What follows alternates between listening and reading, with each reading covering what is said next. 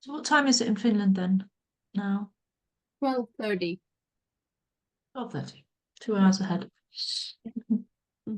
Plus, yeah.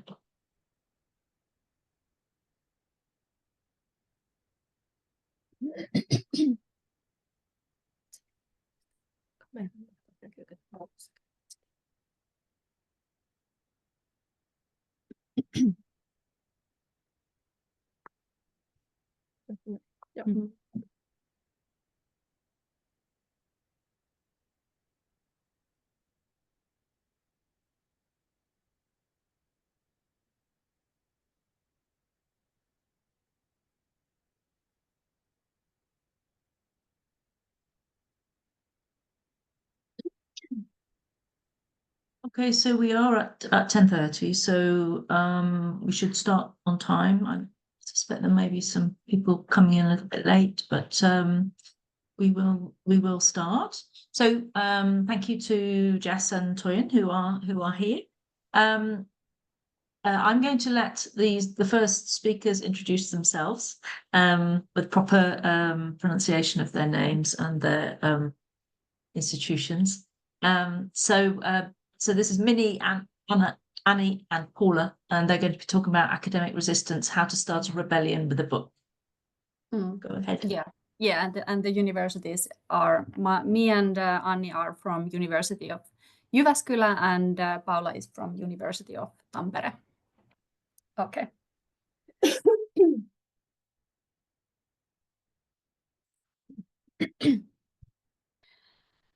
Dear University, thank you for the last meeting, which was rewarding and interesting in many ways, and brought up excellent and inspiring points. Our discussion also made me critically reflect on my relationship with you. I now realize that I have been too demanding and have clearly not taken your perspective into account enough. For this, I am truly sorry. I am sorry that I have not been able to adapt to the standards and rules of the academia, which must have been painful for you. I decided to write you this love letter because I wanted you to know that this has been entirely on me and none of this is your fault. In the future, I will take this as an area for personal improvement. I'm truly sorry that I have not been able to give my full 100% effort to the 10 different projects I have worked on alongside my thesis. Unfortunately, I have had a difficult situation in my life, having just given birth and struggling with mental health issues. But these should not, of course, be visible in my work.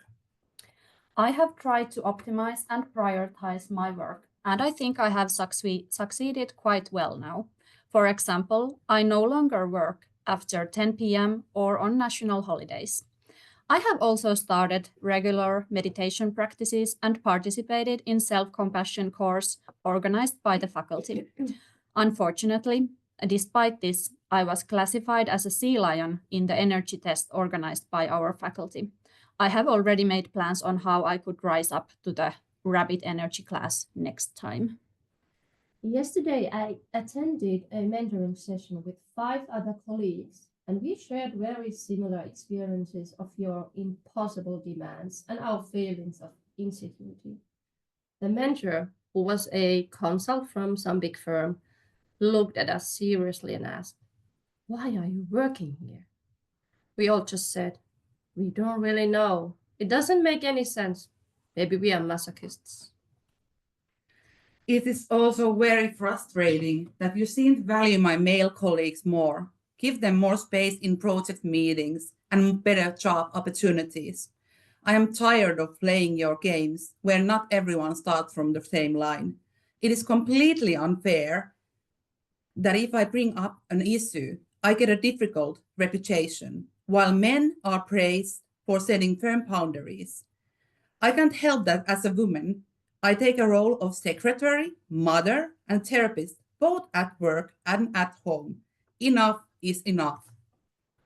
And now that I think about this more, it's starting to seriously piss me off. Actually, this is downright sick. Basically, you are just using me, taking my money from my doctoral degree and the articles I've written.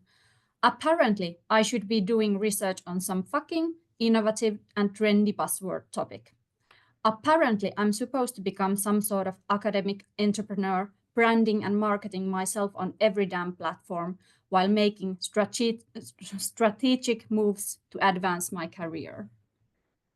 I feel absolutely filthy every time I sugarcoat my grant application with some buzzword fluff to make it bold, innovative, and a daring foray into the edges of science just to get funding. Every time I write a grant application, I feel like I need to take a shower afterward. I'm sorry I didn't turn out to be the high standard, top-notch researcher you hoped for. Someone who secures top-tier funding and writes groundbreaking articles for prestigious journals. I don't want to be a world-class researcher. I just want to do research. Now I'm wondering why I haven't been able to let go of you, why I've clung to you, begging you to finally love me back. What scares me the most is that despite everything, I still love you, and I haven't been able to imagine life without you, university. It feels absolutely chilling to say this, but here's the deal. If you don't change, I'm leaving. This relationship is completely toxic. It's full of emotional abuse. Actually, this isn't on me. This is entirely on you. I'm finally done. I'm leaving you. Sincerely, Minni. Anni, And Paula. P.S. No hard feelings. P.P.S. Actually, scratch that. Have a crappy future. Okay, you've just heard the prologue of our Academic Rebellion book. And this is a book project that started from an article that me and Anni were writing, where we research doctoral researchers' experiences in academic world. And while we were analyzing the text data that we got from the doctoral researchers in Finland, we kind of had this idea that, okay, we need a research article on this topic, but we also need a rebellion. And that is when we found Paula, who is actually doing research on academic resistance, to join us, and we started to edit Academic Rebellion book. And at the beginning of this year, we asked academics from all fields and all backgrounds to contribute to this book with artistic texts on their experiences in the academic world. And the texts vary from essays and poems to plays and novels, so they are really artistic texts more than like normal, typical academic research texts. And we got over 70 proposals, which is a lot in a small country like Finland, and of which 35 we chose for the book. And this presentation is mainly based on the ideas that we've gotten from the text from the authors to this book. And the book is going to be published next year, so it's a work in progress. So, the university, what the heck is going on? As we might all already know, the university's neoliberal and managerial turn and its consequences have been noted by numerous authors. And these changes include a decrease on university democracy, managerial top-down leadership, acceleration pace of academic work, pressures of performativity, quantification, and following the logic of metrics, just to name a few. And this section in our book, different authors are describing this transition, which is happening through historical perspective, acceleration, eyes of a student activist, and universal patriarchal structures. So kind of like my personal experience and my first real wake-up call and major warning sign on what is happening in the universities happened when I got when I was vice chair of a student union of University of Tampere 2018. And during that time, University of Tampere and Tampere University of Technology were going through this merger process. And university community was completely sidelined in that process, and all the criticism we as a community tried to raise had a zero impact. So then and there, I decided that as long as I have strength in me, I will never stop fighting for the university community. I would always try to find a way to defend university democracy and at the institution where I finally felt complete sense of belonging. So what happens inside these knowledge factories? This turn, this neoliberal managerial turn on macro level is of course impacting individual academics in the micro level as well, when the pressures to yield to neoliberal performity intensifies. And in this section of our book, our brilliant authors are offering tools on how to survive inside knowledge factories. This is done in a great satirical and over-the-top way to kind of like emphasize the point. Mm. And although these changes are not, of course, funny at all, but we think that it's better to laugh bitterly together rather than cry alone about these changes. So for me personally, what happens inside this knowledge factory is a constant struggle between my neoliberal academic subjectivity and collegial subjectivity. The logic of metrics and the power of numbers feels very attractive, and it would be so easy to give up and just play the game and forget everything else. Having said that, I know that if we all give up, then one day we might wake up in a reality where everything we work on and everything we valued in university as an institute will vanish and become pointless. Thank you.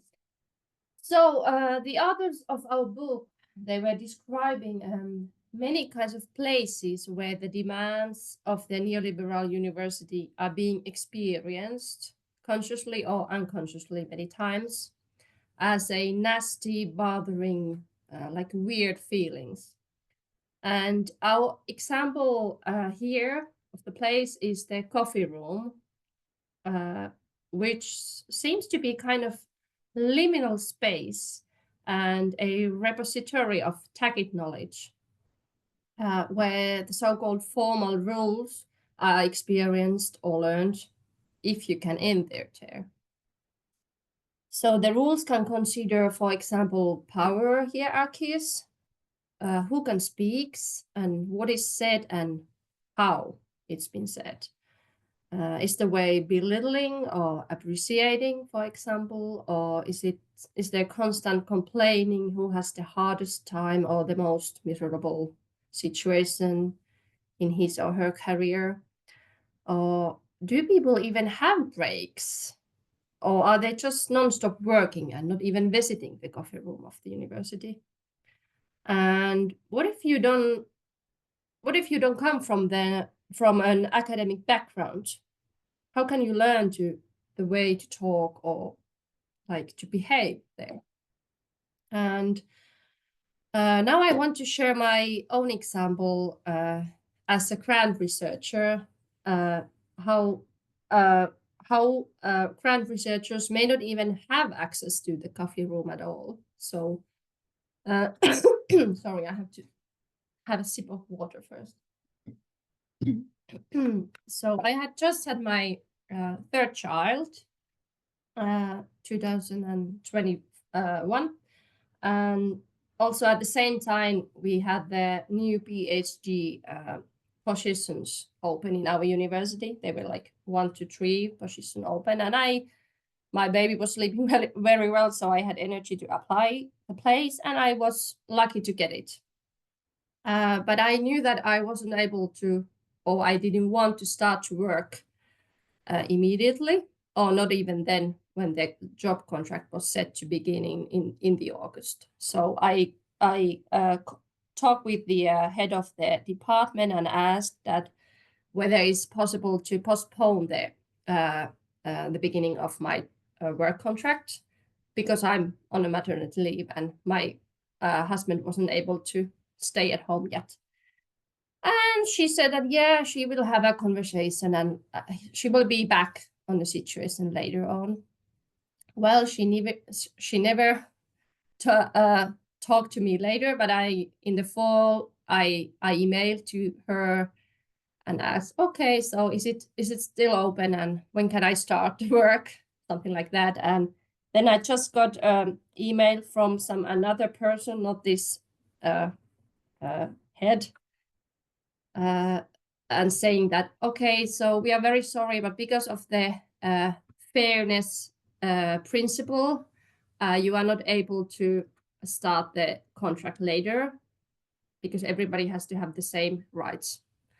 So it's not possible. And of course, I was quite pissed off first. And I also found out that the university didn't do anything wrong because it was what's the word? Non-thermal, that kind of like a short working contract. So the employer can decide when it has to be started. So it was like legally okay, but still quite annoying. But luckily I was able to later on get my personal grants. So I was able to work like more flexible with the baby and with the research things, more balanced. But then I found out that one of my male colleagues who was in exactly the same situation, he had been able to transfer the beginning of the contract, and the only differences I found, of course, because of besides that he was a male and I'm a mother, was that his supervisor was in a higher position in the hierarchy of the university. So Just to say, 4 minutes left. Okay. Yes. Yeah. So to be clear, you can change. That was the key point in my rebellion career in university, and after that, I have wanted to choose like my own terms, how to work and when to work and so on. And our authors also, they are describing many kind of concrete actions that you can rebel in academia, and they are quite simple in the end. So, for example, have a day off or have a even holiday. Can you imagine? Yeah, so turning the camera a bit. Sort of like to conclude or the conclusions that we have drawn from our authors are these kind of values for the new university. And we have listed some of these words that have come up in a lot of the texts, actually. So there are, for example, academic friendship, kindness, activity, freedom, and peers and punk. And all of these kind of collaborate to the idea of praise of holistic humanity in academia also, which is always incomplete. So kind of what Paula was referring at the beginning of this idea of a knowledge factory and academics as these working bees who are constantly doing something and producing articles and new knowledge and teaching. There is that's not possible, and there needs to be this kind of holistic approach to academic work. And we have especially liked the peers and punk attitude that our authors mentioned. And I just want to say that in my personal experience, as we were sharing our personal experiences here as well, I have quite liked the collaboration with Anni and Paula here, because we have worked in this kind of attitude of peer support and punk. But I have to say that this isn't without problems, because, for example, we have been working without funding in this book project. So there is this, we have to kind of balance our working time in a sense, because we don't get paid, but of course we get a lot of meaningfulness into our academic work lives through this kind of book project. And then the last thoughts that we wanted to leave you with, the book kind of ends at this situation that we are standing in the ruins of the old university, and kind of left with this question that what can we do? What should we do now? And there are kind of two basic ideas that we have collected from the articles or the texts in the book. And the first one is that no one is going to make the change for us. As we know, there are, on the contrary, there are like the pressure outside is getting bigger and bigger and more pressuring. So who needs to do some kind of movement or change? It is us, and that is the other quotation from the Hopi elders, that we are the ones we have been waiting for.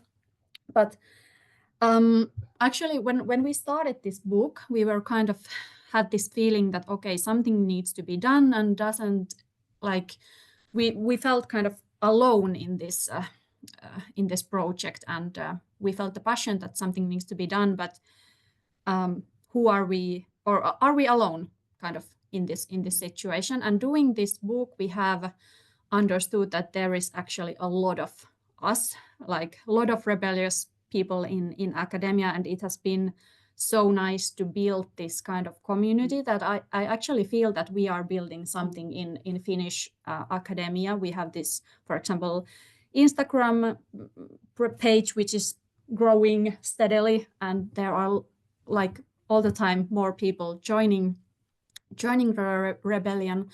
And the other thing that we have understood that is that not everyone has to be the first soldier in the battle, like holding up the flag, but we do our rebellious acts in different levels. So we are editing a book, for example, but someone else is doing something more subtle, for example, in a faculty meeting, bringing up these issues, and some are the ones who are like holding up the flag and going in the head of the people. So yeah, I think that's our time is already a little bit, we are over time, so I will close our presentation, and thank you for coming, and we are happy to hear any comments and thoughts you might have. Thank you very much indeed. Thank you, all three of you. That was a really good start. Well, it's a good start to our Monday morning in the UK anyway. I know you've already had lunch. The session is now open for questions. You can either put questions in the chat, or you can come online and ask them yourselves. So do we have any questions?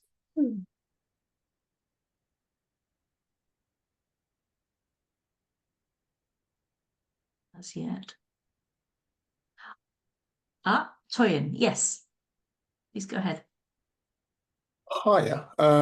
Thank you for the presentation. It was really lovely, actually. One of the things that kind of went through my mind as you were speaking was that there was a very strong therapeutic element to much of what you was doing. And I was wondering, did you find the project, or did your participants in the project find it cathartic, actually being able to discuss this with you and being aware that they were from a community of peers that felt the same way? Or was it kind of like a angst-raising, blood pressure boiling, kind of a testy kind of relationship? I'm just very curious about the human dimension. I think the intellectual argument's been made quite well.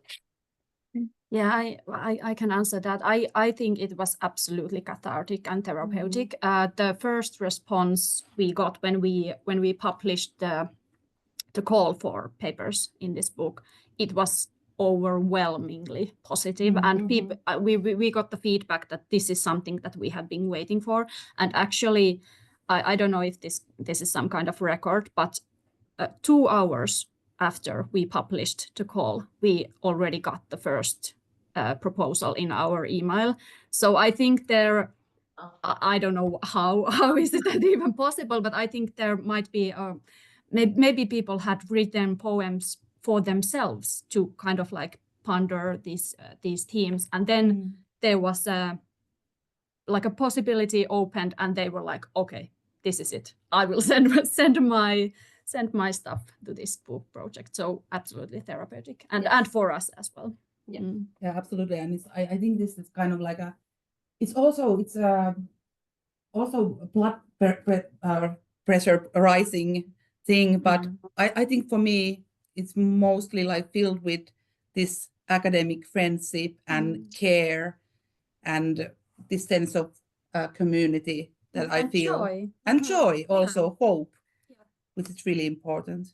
And I think also it's for us like a place where we can like challenge the rules that we have been learned in academia, and we can try to work differently. So we have been openly discussing about the kind of contradictions that may arise. For example, that we've been applying the personal grants, and at the same time we've been applying the grant for our project. And we have decided that the personal grants, they go like they are the first side, and then if there's something contradicting, we won't apply. Yes, we won't apply. And we have this kind of open dialogue all the way, also about the emotions and everything. So Thank you. Nice question. Thanks, Twin. Kirsty, did you have a question? I saw your hand was raised. Yeah, definitely. Thank you so much. It was really interesting to hear and really inspiring as well. And then just some of the things that you were saying was sort of ringing true to me. I was wondering about kind of working together. It feels like the three of you, was that a kind of big part of you working towards the book? Was there sort of that, I don't know, safety in numbers, that there were, I don't know, that kind of collective community, even just the three of you, and then kind of reaching out to other people? Yeah, definitely. I think like I think it made, as Minnie mentioned, in the end it was kind of like although we of course knew that there are other people who are thinking this same, struggling with these same issues and thinking that something should be done, then there was still this strange feeling of loneliness. But I think like after we kind of connected our strength, I like through this project I feel more courageous doing this with my colleagues. And maybe it's also that we are giving words these kind of experiences that are mostly being discussed in a non-informal settings. That has been our task, I think, since the first article, but also the book. Like we are trying to making those weird, nasty feelings in the daylight, so that we can really talk about it and change them, like the setting. Yeah, and I want to add just the story of our collective writing. We have this like creative writing session for our authors. So it was remotely online, and we got almost all of the 35 authors. Or actually, we do have more than 35 authors. We have 35 papers, but some of them have multiple authors. So we were 2 hours. We were together. We had this perfect like instructor for creative writing practices, and the feedback we got from that was like the authors were like amazed that okay, we have this kind of collective, even though they have never met each other, and we were in Zoom, and so, but yeah, there is something, I feel, that safety in numbers, that's the nice way to put it, like you said. That sounds amazing. I know I've been asked to write a few book chapters, but because I've been hourly paid and between universities, so I've always felt quite isolated. But Kate used to run some supportive creative writing sessions, and they were so important for that, and got me through difficult sort of times in my own academic career. So yeah, but it makes so much sense to bring those authors together and do something. That's an amazing idea. Thank you. Yeah, that is really inspiring, actually. That's the idea of that writing session. No more questions at the moment from the floor, so to speak, but I have a question which is about punk. And I wondered if you could kind of elaborate on that, what you mean by that, when you're talking about punk. And Jess, I have seen your hand, so we'll come next.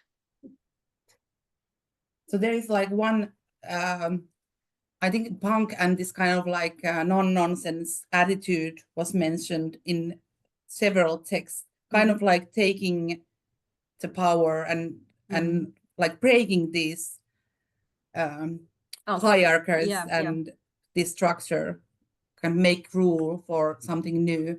And there was this one interesting text that was describing Minna Kant, which is very famous Finnish author, feminist idol, let's say.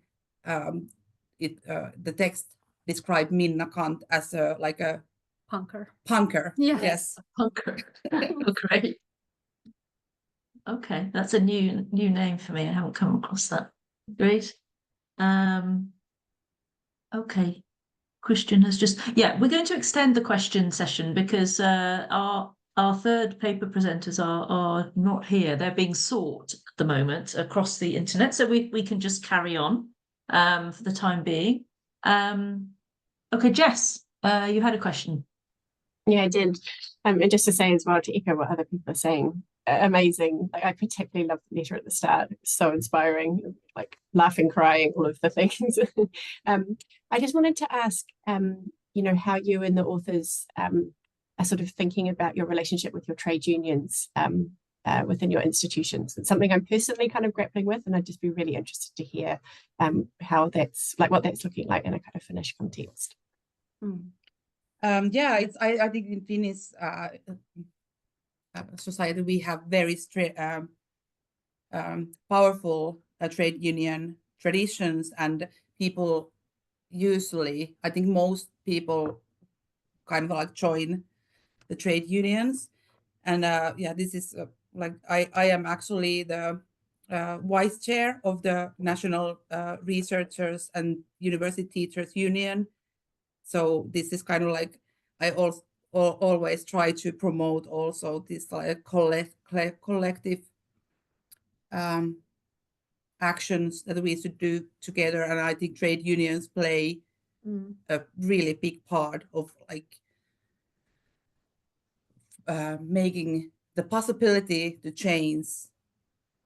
So I think that's something that we could try to do nationally to like strengthen the position of the trade unions.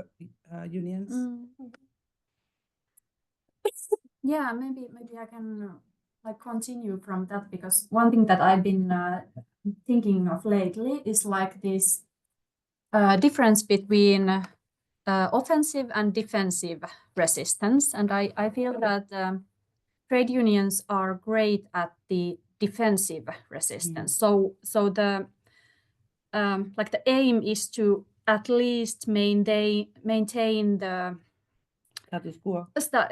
Or the what's the word, like the working conditions we have achieved, because there is this tendency from the government yes thank you, to kind of weaken our working conditions. So what the trade unions are great at doing is negotiating to at least keep them at the same level as they are now, and of course aim for better. But I think that there is room for this kind of more offensive resistance. For example, what we are doing in this book, because trade unions are some way limited with the structure that what they can influence on, and how they how they try to influence the situation. But then we have freedom to do do our more offensive resistance in a way that we are not restricted in any way. And I feel that our dynamic between us has been like more gasoline to the fire all the time. Like we actually were talking about this one time, that we don't have this person who is like holding us back, but we are just like promoting ourselves to go further and further. Yeah. Yeah, amazing. That sounds similar to here. It made me think when you were talking that the work you're doing is in the kind of non-reformist reform category. I don't know if you've come across that phrase, but it's quite helpful thinking about things that are setting the ground for the future that we want, as opposed to just like working within the kind of current structures. Which is, yeah, I mean, I don't know if that's a helpful concept, but I find it quite useful to think about, and trying to do that and the reformist reforms at the same time. So Yeah, interesting. Thank you. Kate, you are mute. That's a really interesting way of thinking about it, Jess. Thank you. And I was just wondering about the role of the creative writing element of your book there. And in terms of, you were saying no one's holding us back. We are, I wonder if it might have, if being able to do it in a creative way enabled some people to do it who may have felt inhibited to say things otherwise. I don't know. What do you think? Definitely. But at the same time, I have to say that we also noticed that even though we had, or we gave quite open way to express yourself, it was quite difficult to be really creative at some point, because we found that there was the desire to be creative, but then we noticed the formal or the format of the journal article was there hiding somewhere. So it wasn't that easy that I personally expected to be, maybe. But of course we had so many different kinds of texts. But can you share this? Yeah, especially, and because the writers are academics, they are used to the academic text and the article formula kind of. So yeah, I noticed too that there was some difficulty, and we are trying to, now that we are editing and asking them to make small changes for the text, so we are trying to push them to the more to the creative side. And I want to add that this has grown as the rebellion is growing. So we have, after this book project, we are actually doing a theme number in one of the Finnish journals. So in that journal, we are also expecting to get the traditional academic articles considering this. And also, sorry. Yeah. We have also, when we have discussed and shared these ideas with our international colleagues, then we have started to think about this idea that maybe after this book, we might do an international call and do the international book of rebellion, because I think that there is something in this that we should kind of, maybe we will first take Finland and then let's see then widen the rebellion. So hopefully we will be able to do this in a year or two. So hopefully you will stay tuned and write in our book if we will be able to do that. Yeah. But as you can see, we have no limits. Yeah, we are taking over the world, or the academic world at least. I think you might have to be prepared for another great big post bag, or saying, it's gonna be a series or something. Yeah. Okay, we've behind the scenes, we've been looking for our other presenters who are not to be found. So I don't want to make our presenters talk for a full hour. So I'm going to suggest that if we have any further questions, that we ask them now, and if not, that we will bring this to a close. There's some lovely, do look in the chat. There's some really nice comments in the chat about your project. Yeah, I think it's very inspiring. And maybe me and Kirsty could be quite inspired with our writing sessions, etc. Anyway, any more questions from the audience? No. Okay. So we will finish early. I want to thank you for being very flexible this morning, and thank you for talking about your project. We look forward to seeing more about it, and certainly to the international call for papers as well. So thank you, Minnie and Anna and Paula, and enjoy the rest of the conference. Thank you so much. Yes. Okay.